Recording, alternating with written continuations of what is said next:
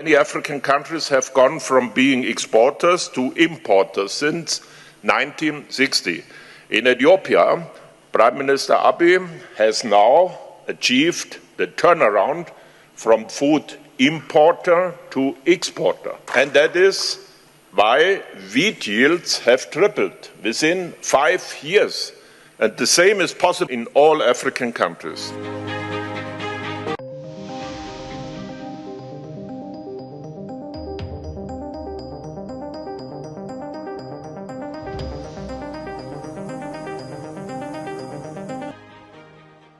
በመኸር 4.2 ሚሊዮን ሄክታር ስንዴ ተሸፍኗል። በበጋ ኢሪጌሽን 3.5 ሚሊዮን ሄክታር ታርሷል።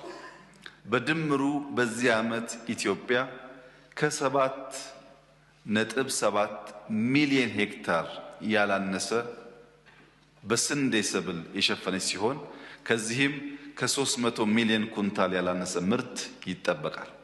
ይሄን ሴክተሩን ለሚያውቁ ሰዎች ስንዴ ከውጭ ማስገባት የለባትም ኢትዮጵያ ማምረት አለባት ብለው ለወሰኑ ሰዎች እንደ ተአምር ሊወሰድ ይችላል።